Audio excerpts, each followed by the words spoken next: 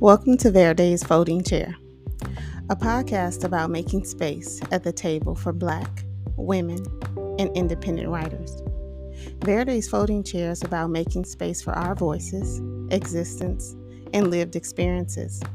Zora Neale Hurston said, "If you're silent about your pain, they'll kill you and say you enjoyed it." This podcast is the opposite of being silent. Come on and bring your folding chairs and pull up at the table. I promise to make space for you, rainbow peeps and friends.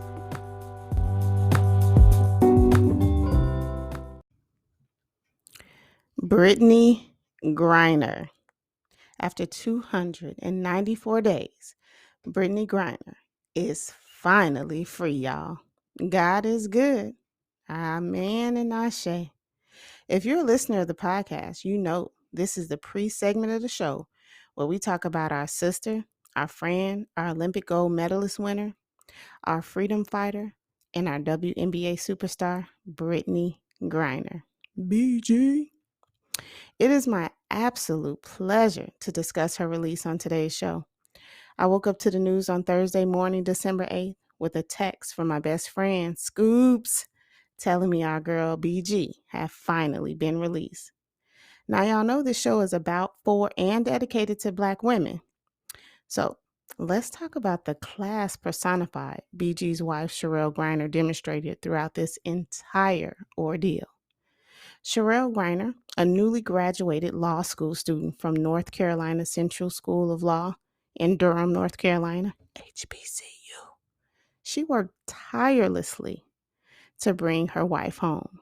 That, rainbow peeps and friends, is the power of Black women.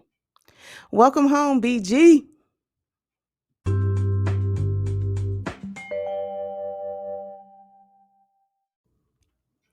Black women. The most disrespected person in America is the Black woman. The most unprotected person in America is the Black woman. The most neglected person in America is the Black woman. Malcolm X. Black women. As always, my first segment of the show is dedicated to Black women. Black women are a reflection of God. Black women are beautiful. Black women are talented. Black women are creative. Black women are determined. Black women are powerful and dangerous. Black women deserve better. Well, Rainbow Peeps and friends, this is the final episode of 2022. How fitting that it is episode 7. In some circles, 7 is known as the number of completion. So, as the year came to an end, life tended to pick up, and finding time to finish my class and working full time and just living life in general made finding time to create this podcast nearly impossible. But here I am, squeezing the last bit out of 2022 with the closing of this chapter on season 1 of Verde's Folding Chair. My goal is to bring you more consistent episodes in 2023. Amen and ashe, right, y'all? In the meantime, come on in and go with me on a recap of this amazing year of the first season of Verde's Folding Chair.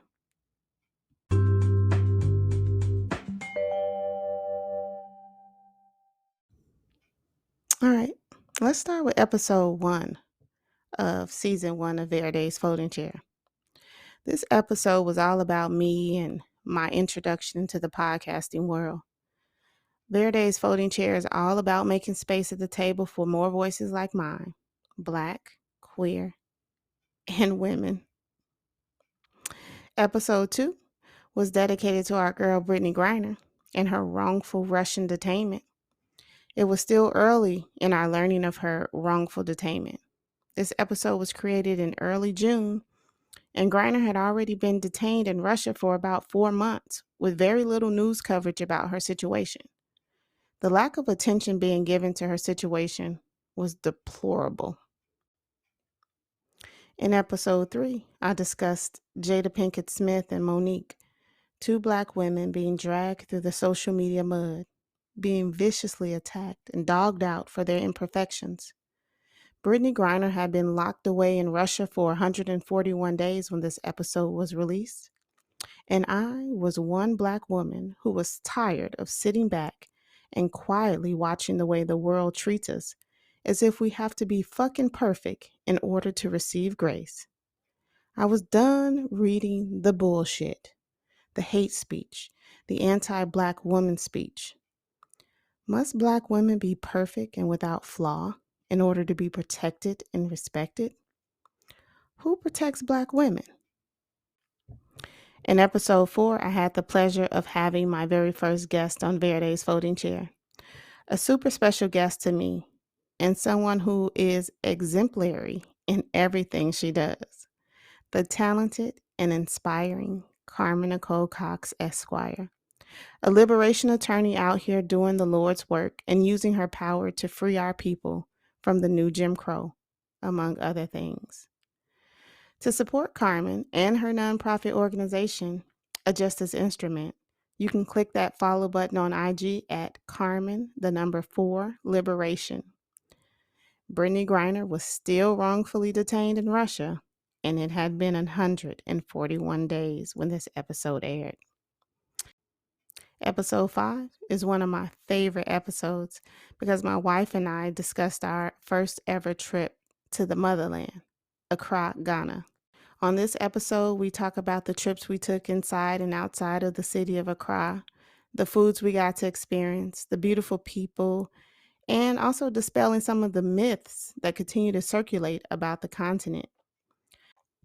We were also very candid and open about what it was like being Black and queer in a country with anti-LGBTQ plus laws in place, and with even harsher laws being proposed. It's a must listen to episode, Rainbow Peeps. Brittney Griner was still wrongfully detained in Russia, and it had been 162 days. In episode 6, I open up about a recent experience I had with a former student who, quite frankly, hated me because I am gay. And not only because I'm gay, but because I am Black and gay. I decided to share this experience because these are exactly the type of experiences we must talk about. We can no longer be silent. In the words of our dear Lord, our silence will not save us. I know I'm not alone in this experience.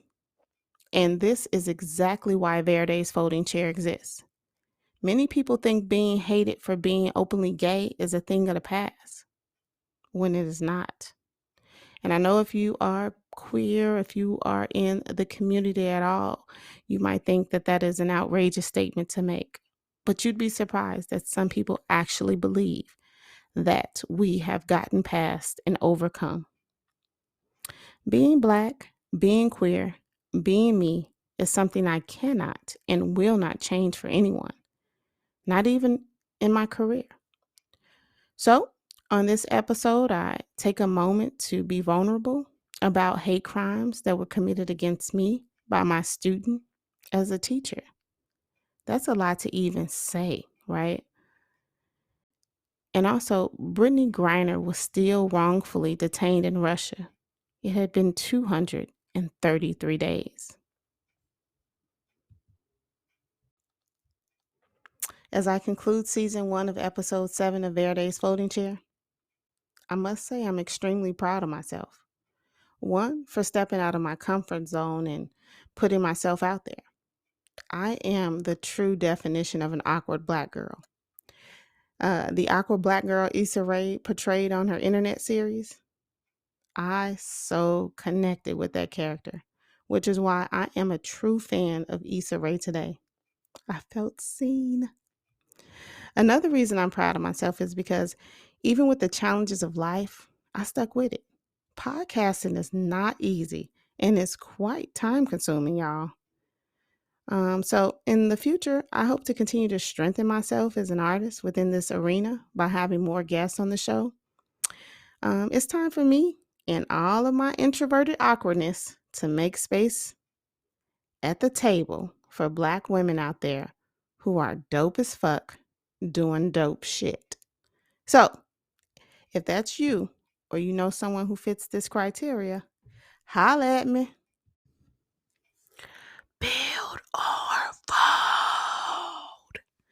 This is the question I ask every guest on Verde's folding chair. Like all challenges to tearing down systems of oppression, there are philosophical differences on how we accomplish this goal. If there's one thing history has taught us, though, it's that there should be many paths to achieving this goal because the institution of racism and white supremacy is massive and ever changing. Diane Nash, Asada Shakur, Ella Baker, Angela Davis, Malcolm X, Dr. King, W.E.B. Du Bois, Booker T. Washington, Marcus Garvey, just to name a few, all had the same goal but different paths. I'm bringing my chair to the table and making space. What about you? Are you building your own table or bringing a folding chair? Well, let me just say this. I've thought about this question over the last few months, and I've concluded this, at least for now. Bring a folding chair or build your own table. It was all built forcefully by enslaved Africans on stolen land.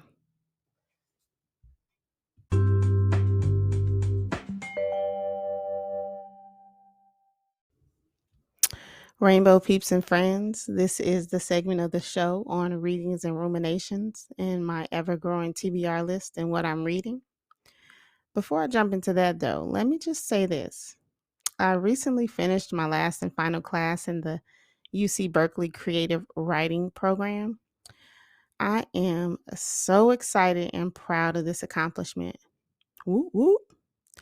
Well, this program, its amazing professors, and my talented colleagues, they all allowed me to believe in myself as a true writer. This program gave me the confidence to stop dreaming about something I've loved my entire life and allowed me to actually live it out loud. Some of us find that hard to do for various reasons. Sometimes it's hard because the world around us tells us that our dreams are unrealistic or impractical. This happens especially as we get older. For some of us, life steals the joy of dreaming away. I thank God for giving me the fortitude and the blessings, my wife being one of them, to allow me to chase after this wild dream relentlessly. With that being said, my last class was a cherry on top. The class was called Contemporary Voices, Speaking from the Margins. The title alone had me right away, right? And the professor, Dr. C, and the selected readings for the course did not disappoint. You may or may not have heard me addressing my concerns about the lack of diversity and representation I experienced throughout the program to the directors. So this class was a refreshing change in both the readings and in the teacher, right? So it was an amazing class. It was an amazing way to end the program. So I'm going to share with you the books for this class, which is not the exclusive reading list, but I highly recommend each of the books that I'm going to talk about, and I'm going to briefly explain why. So let's get into it. All right. So one of the books we read was called Dear America, Notes of an Undocumented Citizen.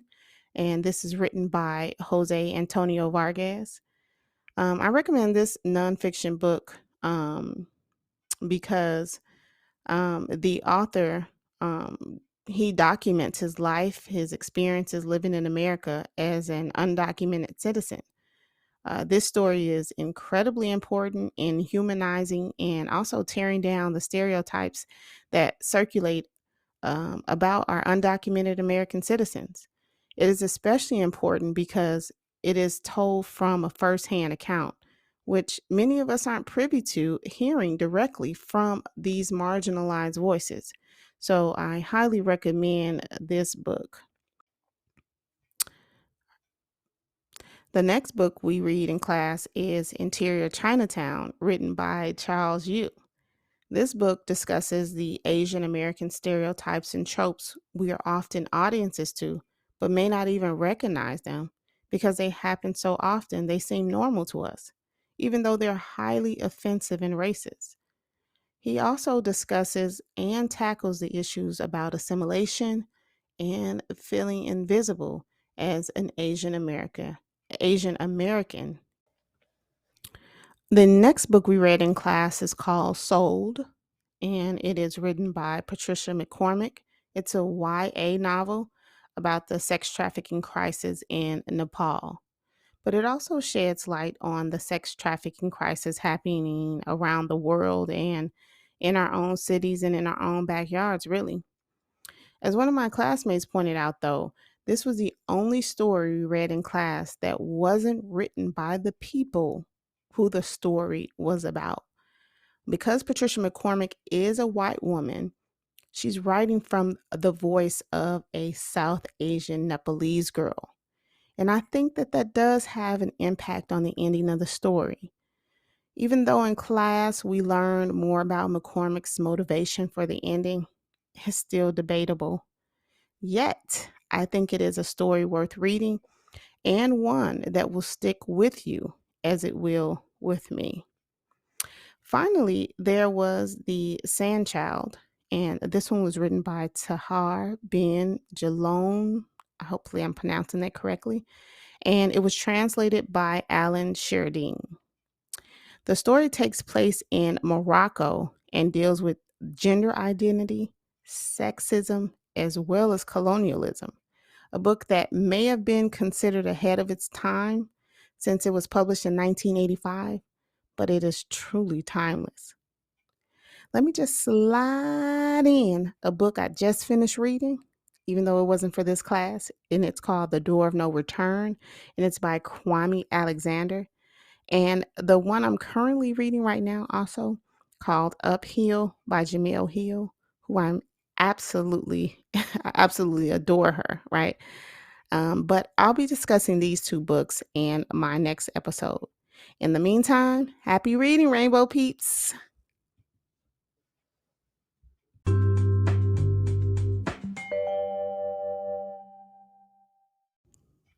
All right, Rainbow Peeps and friends, this segment of the show is on becoming a writer, my writing process, a woman, and just overall better human being.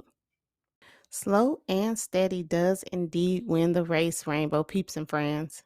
I began taking creative writing classes at UC Berkeley Extension in 2016. I was nervous and unsure. The only thing I was 100% certain about was that I wanted to become a better writer. I didn't always have the additional funds to take class after class to complete the program, but my mind was certainly made up about wanting to complete this program. Well, here we are at the end of 2022, and as of December 7th, I have officially completed the program and earned my post-baccalaureate certificate in creative writing. Yeah. And I'm so very proud of myself for sticking with it. Stay tuned for Promise Keeper, a Black queer novella written by yours truly, Verde Arzu.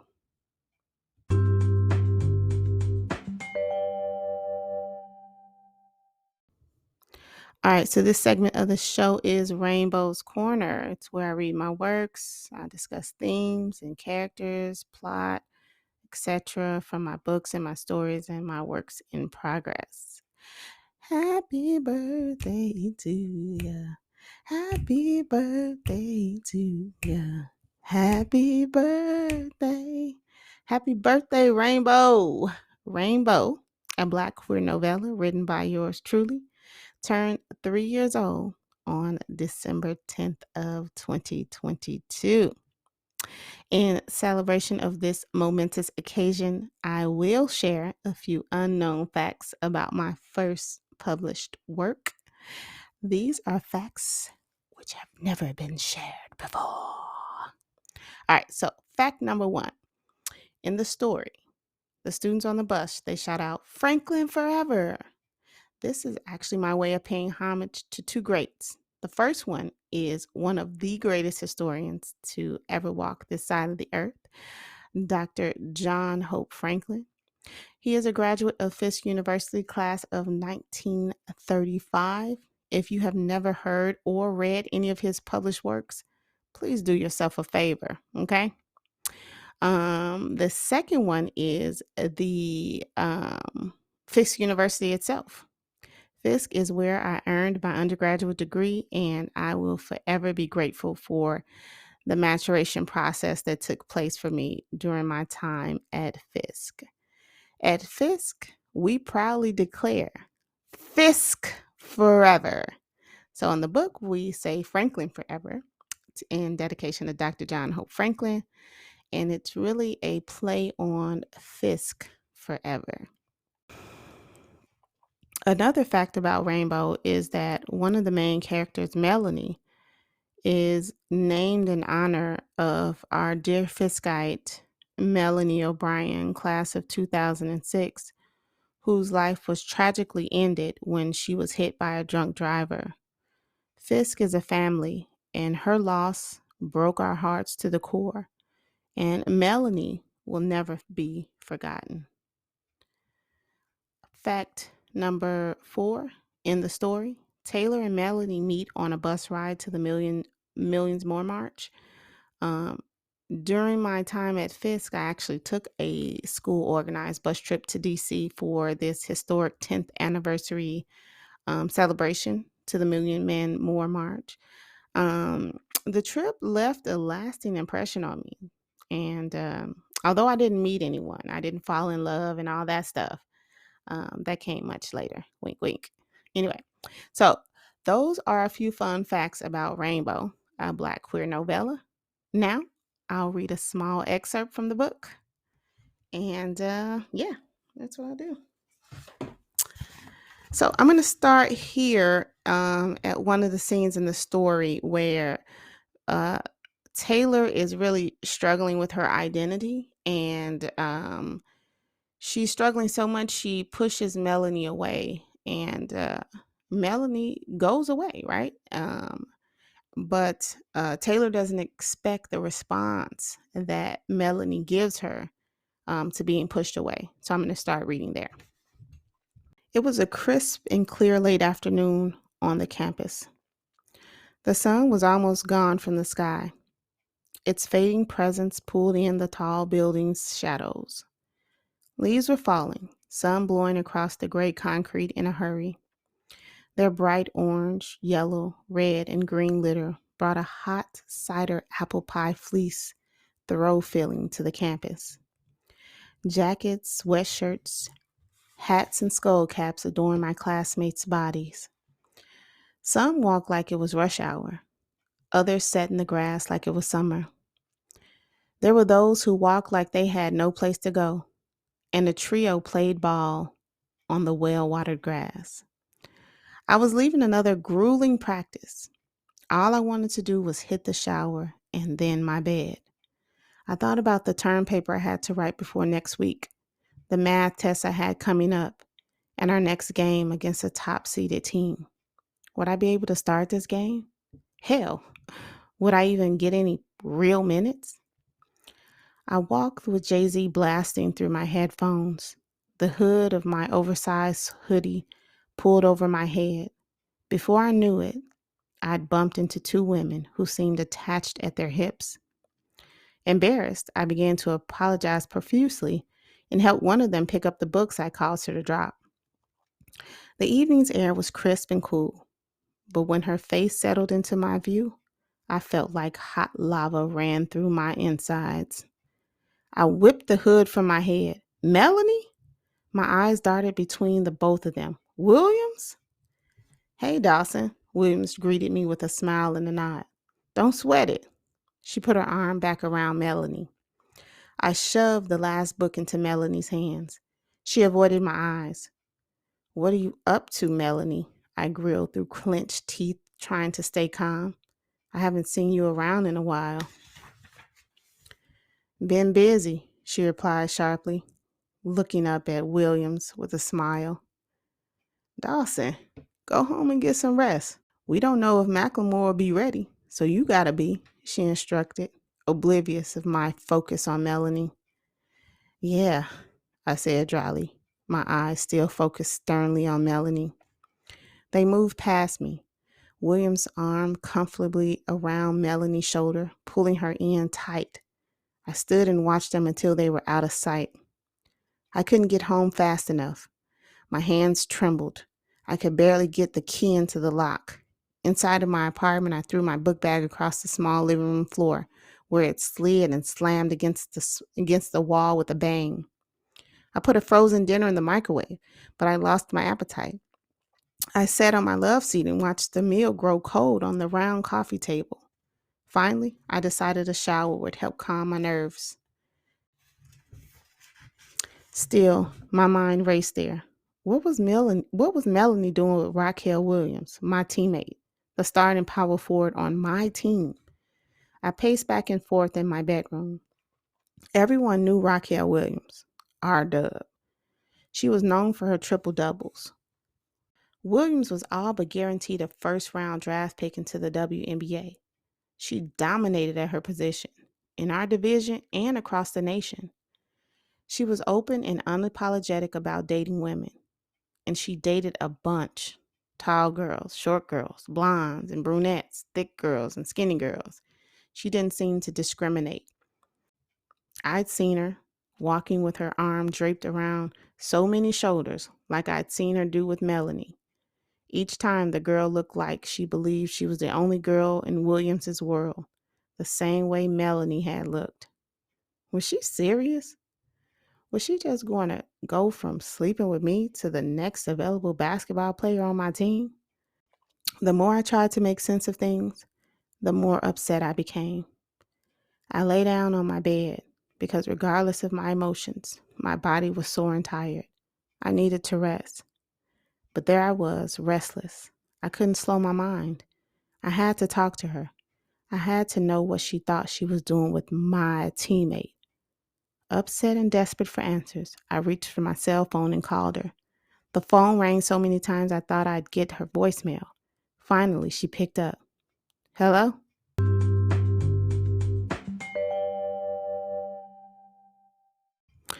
The next segment of the show is dedicated to Black, local, and independent. You can be one, two, or even all three of these things, but you can't be none.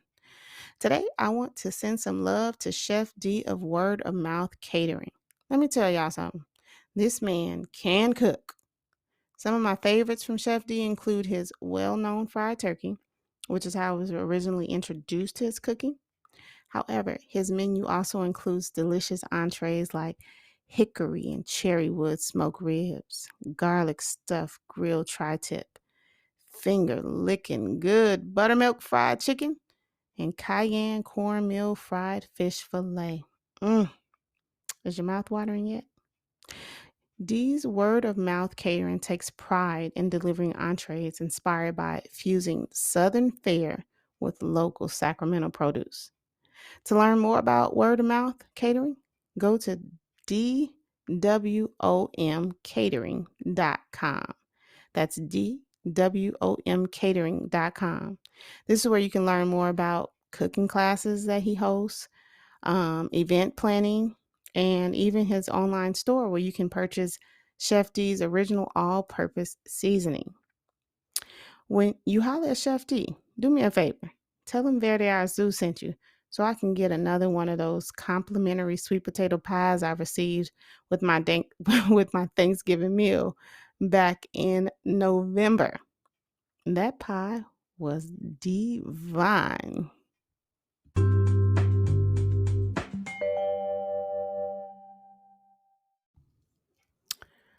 Well, Rainbow Peeps and friends, it is that time of the show where I share with you my positive thought for this episode.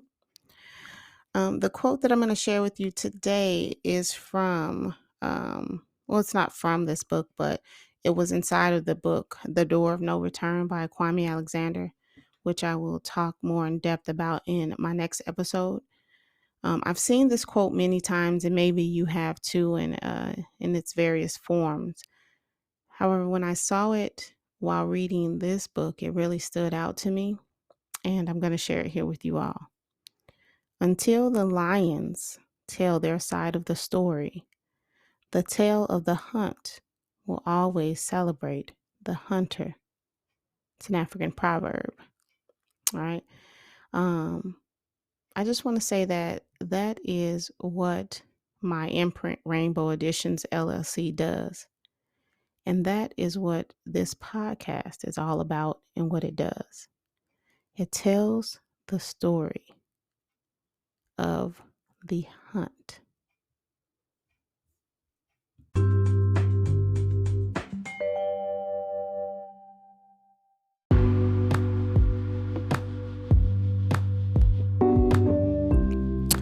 Thanks for joining me this week on Verde's Folding Chair. Thanks for joining me this year of season 1 of Verde's Folding Chair. And thank you for joining me on this last episode of season 1 of Verde's Folding Chair. I truly appreciate your time and your support. You can also join me on IG at _writer_Verde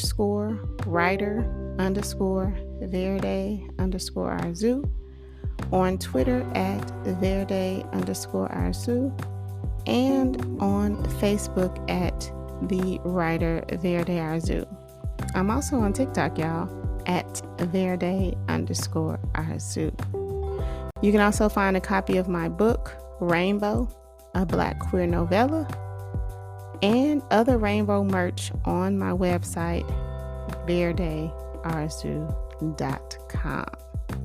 If you like what you heard and you want to hear more, be sure to comment, y'all, okay? Like it, share it, and subscribe.